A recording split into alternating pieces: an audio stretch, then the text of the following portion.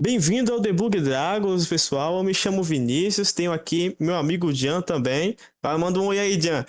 Bem-vindos, pessoal. Me chamo Jean.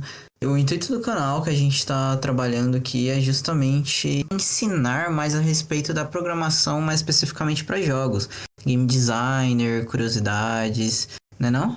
Exatamente.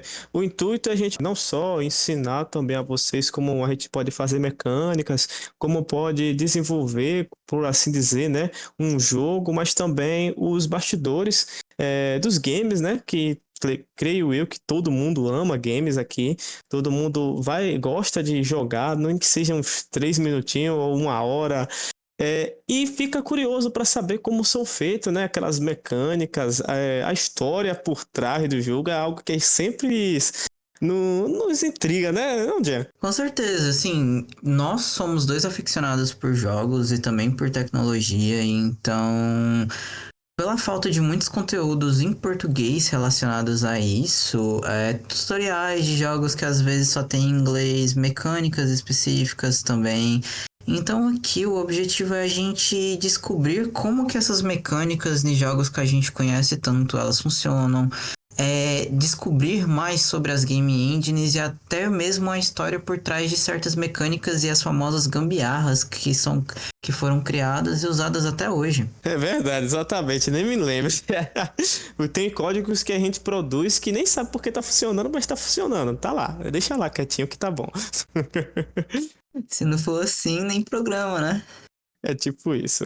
Aqui a gente vai explorar o universo de desenvolvimento de jogos e as suas implicações. E o nosso vídeo ele tá dividido em duas partes. Nesse primeiro vídeo, né, que seria a história e curiosidades, e uma introdução mais aprofundada na Godot, em relação às suas configurações, mecânicas, layout. Exatamente, porque como vai ser meio que um vídeo introdutório, a gente está querendo abordar primeiro sobre o principal ferramenta que desenvolve jogos, que são as game engines, né, que são os motores de jogos, como também vamos falar um pouco sobre uma game engine específica que a gente vai trabalhar ensinando para você, né, como podemos programar alguns jogos nela. E a gente, sim, podemos trabalhar também com outras game engines para mostrar, né, as variedades desse mundo que é gigantesco de programação, mas de início a gente vai ensinar, falar só sobre uma que são a Godot em específico. Eu concordo contigo, em relação a toda essa questão das game engines e a gente acho que podemos ir pro próximo bloco. O que que você acha? Com certeza, Jan. Histórias e curiosidades das game engine. Você sabe o que é uma game engine? Uma game engine, ela é um motor de jogo. Assim, a tradução literal seria essa, né? Mas ela é um software que fornece uma estrutura essencial para a criação e desenvolvimento de jogos digitais. Assim, você não precisa codar tudo na mão. A game engine vai facilitar para você bem mais nesse processo inicial de desenvolvimento. Exatamente, porque ela vai oferecer, né, um conjunto de ferramentas que vai facilitar esse processos como renderização de gráficos, simulações de física, animação, gerenciamento de som, inteligência artificial e muito mais outras, que são ali um aglomerado, né, que a Game Engine vai ter, e você vai desfrutar dessas ferramentas pré-prontas para programar o jogo em si. Sim, sim, porque isso permite que os desenvolvedores foquem muito mais na parte criativa e mecânica do jogo. Assim, não precisa programar cada mínima funcionalidade do zero. Então a gente já inicia aquela pergunta, né? Como surgiu uma game engine, né? Essa eu acho que é uma pergunta que já cria logo de primeira quando você não sabe o que é uma game engine, você surge assim o nome que depois vem. Quem criou esse negócio? Quem criou uma game engine? Nos primórdios, né, da indústria de jogos, lá nos anos 70 e 80, não existia game engine como vocês conhecem hoje. Cada jogo ele era programado totalmente do zero, com um código específico para aquele projeto. Então, se você queria fazer um jogo de tiro, você não tinha uma engine específica para fazer um jogo de tiro que facilitava. Não, você tinha que criar toda a física do tiro, a física de armas, física de movimentação. Você tinha que criar toda a renderização gráfica e como que o computador iria processar os gráficos que você tem o intuito de colocar ali. Tudo totalmente do zero. Exatamente, Jean. Mas isso mudou depois que a Indie Test 1 criou, né, um nome até famoso, a Doom Engine.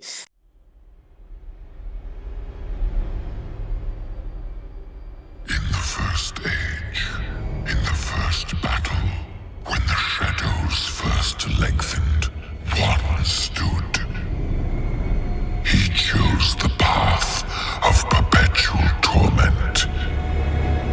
In his ravenous hatred, he found no peace, and with boiling blood, he scoured the umbral plains, seeking vengeance against the Dark Lords who had wronged him.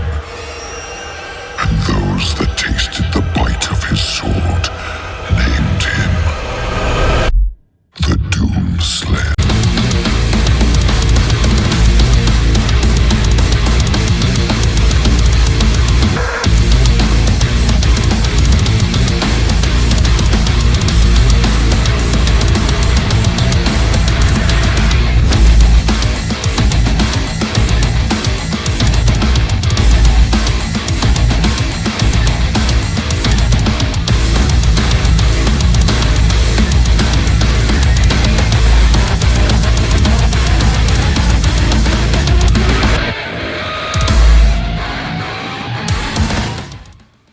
Criada pela a Indie Software em 1993 para icônico jogo Doom, que você consegue fazer rodar Doom hoje em tudo, né? Praticamente roda em tudo Doom.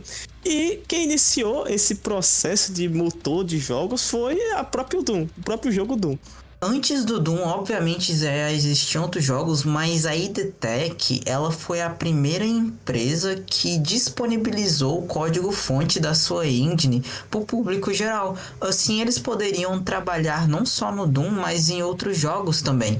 Foi a partir do Doom que surgiu jogos como, por exemplo, Heretic, que na época com a explosão do Doom, assim, essa temática mais de inferno, sabe? Tipo, surgiu muitos jogos nessa pegada. Exatamente. Então, assim, foi a primeira engine pública mesmo de, assim, o que a gente chama hoje de open source, basicamente. E essa engine permitia modificar e criar novos níveis pro Doom, mas como também ajudava muito na renderização gráfica, ela permitia você criar outros jogos praticamente do zero nela, com mecânicas obviamente semelhantes do Doom, e foi a responsável por dar início a toda a cultura de mods que a gente vê hoje. Exatamente. O que seria a gente sem os mods, hein, Jean? E com o passar do tempo, né, teve a evolução dessas engines. Com os avanços tecnológicos, surgiram mais engines, mais acessíveis e diversos, variados. Tanto que hoje a gente vê vários, né? Temos o quê? Temos a Unity, temos a Godot, temos o que é o Ray, e entre outras também. Essas três são as mais famosas, mas existem várias game engines aí que foram desenvolvidas. Sim, e assim como a gente já falou, mesmo a id Tech foi usada em diversos jogos famosos, Doom, Quake, Wolfenstein 3D, você citou aí a Unreal, né, que foi criada pela Epic Games em Exatamente. 1998 e existe até hoje. Mas outra que a gente é muito famosa e a gente não pode esquecer é a Unity, que foi criada em 2005. E ela é focada em acessibilidade multiplataforma, usada tanto por indies quanto por grandes estúdios. Uma das engines mais famosas hoje em dia, né? E a Unity com certeza adquiriu uma popularidade gigantesca pela sua acessibilidade e a possibilidade de migrar seus jogos para mais de uma plataforma. Verdade. E a mais nova, né, que é a Godot, que nasceu mais publicamente assim em 2014, e até os tempos mais presentes. A engine ela é Ubisoft, como o próprio Jean falou, em que ela está em constante crescimento e para a ideia de desenvolvimento em jogos independentes, caso ela é barata, é de graça, na verdade, né?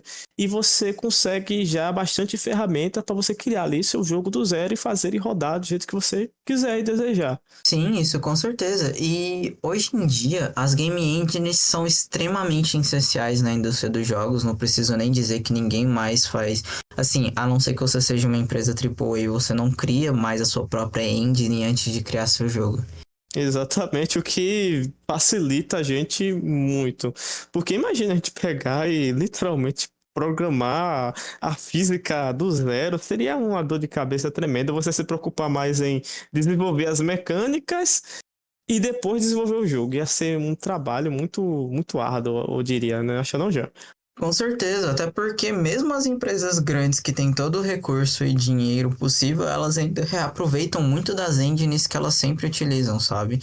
E com a evolução de novas das tecnologias que foi chegando como Ray Tracing, Machine Learning, realidade virtual, as game engines continuam evoluindo para se adequar a esse mercado em constante evolução.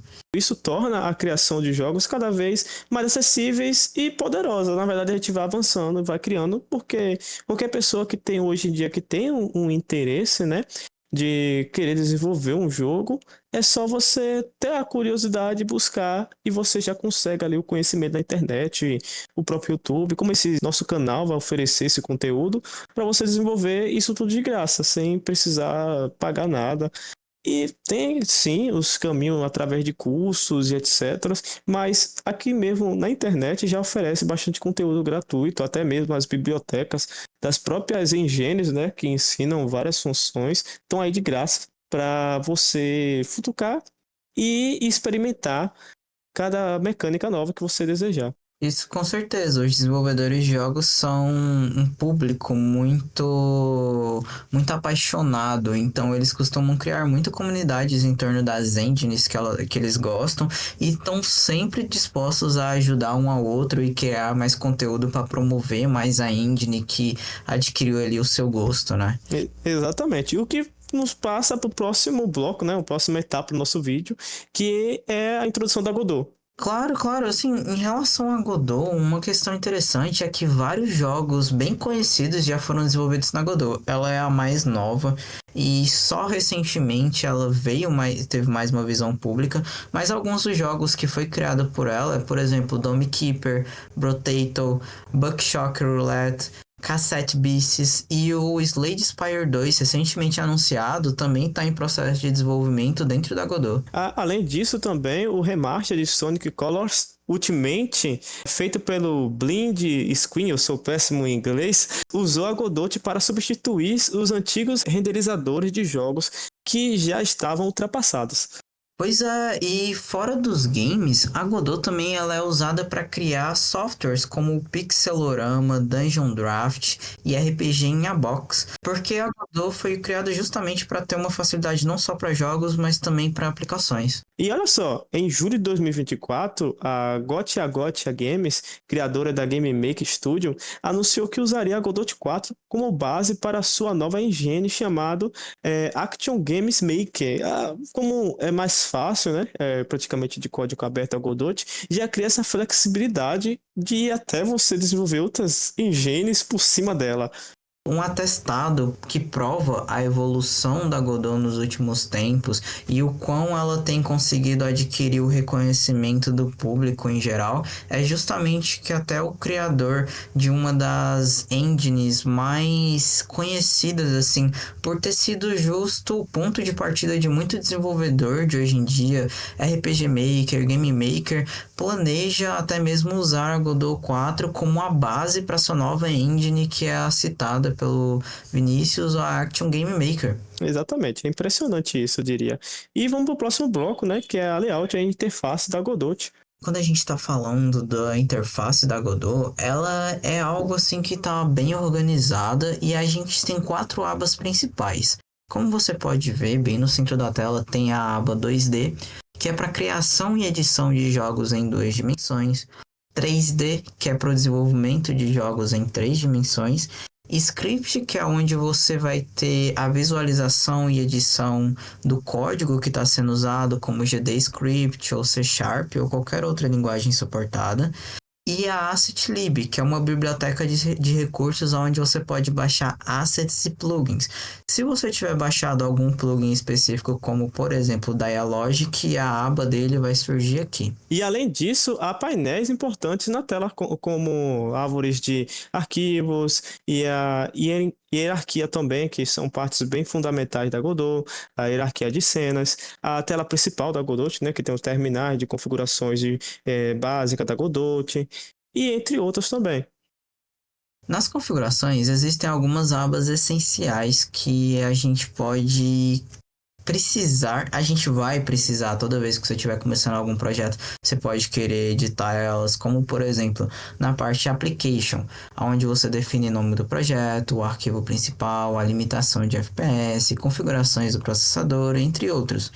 No display, você consegue ver a definição da resolução de tela, se o jogo vai ser iniciado em full screen ou no modo windowed, o tipo de cursor que vai ser mostrado na tela. Uma das configurações mais importantes, ao menos para mim, é essa texture, porque quando você está trabalhando em pixel art, é justamente na aba Render dentro de Textures que você consegue modificar para que quando você importe uma arte pixelizada, ela não fique só uma foto totalmente embaçada, e sim pixel. Exatamente, isso é horrível. Eu tenho que comentar que isso é horrível. Isso com certeza é horrível. Você pode mudar isso diretamente dentro de um dos nós da Godot, lá o Sprite 2D ou então o Texture Rect, mas se você mudar nas configurações, toda vez que você importar uma imagem pixelizada, ela vai estar pixelizada, e se você importar uma imagem que não é para ser pixelizada, ela não vai estar pixelizada. E outra coisa que vamos falar aqui também são os nodes, que são a base da Godot. Tudo na Godot é construído usando os nodes. Eles são blocos fundamentais da engine que podem representar cenas, recursos, armazenar dados e executar funções específicas também. Não é não, Jean? Com certeza, os principais tipos de nodes que a gente costuma ter acesso lembrando que essa divisão de nodes é uma facilidade que eu resolvi colocar, mas se você for pesquisar tipagem de node, você com certeza vai achar bem mais variedades. Mas eu costumo dividir ele principalmente pelas cores, porque facilita bastante, que é os nodes 2D. Eles são a base para qualquer jogo 2D que você for usar, você normalmente utiliza os nodes azuis. São os nodes justamente para tratar de objetos 2D, de jogos 2D ou aplicações assim que tem a ver só com 2D. Os nodes 3D, eles são os vermelhinhos e trata justamente de coisas, são a base para todos os objetos e jogos 3D que você for fazer na Godot. E os nodes verdes, que são os controllers. Eles são usados para interface de usuário. Seja você estando mexendo em 3D ou em 2D, você sempre vai precisar de um node control. Assim, eu jurava, de verdade, Jean, que os nodes 2D era roxo em vez de azul. Mas enfim, eu acho que eu tô um pouco daltônico. E cada node tem sua propriedade, né? Que executa funções, torna os mais versáteis para diferentes necessidades do jogo, que vai trazendo uma flexibilidade maior. E na Godot a gente também possui alguns plugins que são bem úteis. Elas, além das próprias ferramentas nativas do Godot, como a gente já citou, os nodes, que é a base de qualquer coisa que você for fazer lá, e assets que ela já traz, coisas do layout dela e configuração também, tem plugins poderosos que outros desenvolvedores da comunidade criaram para facilitar uma ou outra coisa. Alguns exemplos que a gente pode trazer é o Dialogic 2, que ele facilita a criação de diálogos e narrativas ideais para jogos no estilo visual novel. Assim, esse é um plugin que eu usei e ele é extremamente fácil e muito foda de usar, no sentido de que ele traz toda uma estrutura onde você cria os personagens, cada um com as suas características, imagens, estados de imagens que ele pode estar, por exemplo, quando ele tá sorrindo, quando ele tá sério, quando ele tá só escutando. E além disso, todo o estilo de caixa de diálogo. Ele permite que você crie uma árvore completa de diálogos, com nós para decisões, reputação, tudo o que você precisar dentro de uma visual novel, o Dialogic 2 traz para você de uma forma extremamente simples. E isso é muito foda. Realmente, eu tenho que confessar que Jean fez um trabalho incrível quando a gente tava fazendo alguns testes, né? Com esse diálogo em alguns projetos que a gente tava trabalhando. Não, isso com certeza a gente ainda vai chegar a trazer isso para o público aqui. Em relação aos próximos plugins, eu não cheguei a trabalhar com eles, eu apenas vi uma coisa ou outra e tive mais interesse e trouxe eles para cá para falar, porque é algo que eu imagino que pode facilitar para vocês. Então, por exemplo, nós temos o Limbo AI, que ele auxilia na criação de IA para NPCs, questão de movimentação, diálogos, batalhas, tipo missões. Ele auxilia em tudo isso, em toda essa parte comportamental dos NPCs.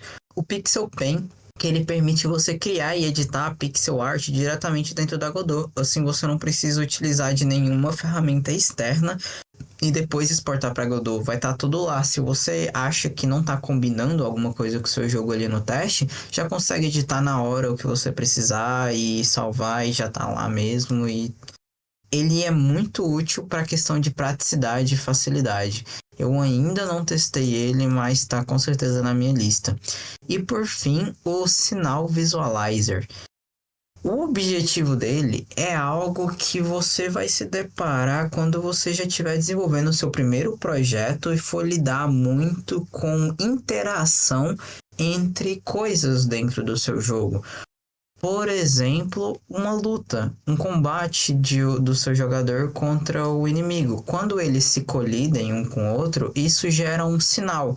E você, como desenvolvedor, precisa pegar esse sinal e dizer o resultado. Exemplo, a espada do seu jogador colidiu com o monstro. Isso vai emitir um sinal que houve a colisão e você, como desenvolvedor, vai dizer lá. Então, vida do monstro reduz igual ao dano da espada, por exemplo. Só que esses sinais, eles podem estar espalhados por todos os seus códigos, dependendo da arquitetura que você está usando. Então, o Sinal Visualizer serve muito bem para que você entenda qual classe está enviando o sinal e qual classe está recebendo e utilizando ele. Exatamente. E a gente vai encerrando o vídeo por aqui. A gente trouxe a introdução, né, da Godot, trouxe também um pouquinho sobre o que é a Engine. Esperamos, né, que vocês gostem e nós traremos mais conteúdos aqui para vocês, né, como em geral, conteúdos tanto de alguns jogos que a gente pode abordar. Se você quiser algum jogo específico que a gente analise, você pode comentar, que a gente vai dar uma olhada, a gente pode sim dar uma estudada sobre esse jogo e a gente pode trazer aqui para você, não é não, Jean? Com certeza, nossos próximos planos é justamente trazer alguns vídeos mais focados na engines, mas logo mais a gente vai estar trazendo um tutorial de algum estilo de jogo específico que ainda vamos definir. Se vocês tiverem algum desejo específico de algum jogo que gostariam de aprender e não acham tutoriais em português para isso, escreve aí nos comentários que a gente com certeza vai dar uma analisada para trazer. Exatamente. E por isso a gente só finaliza a frase com bora debugar.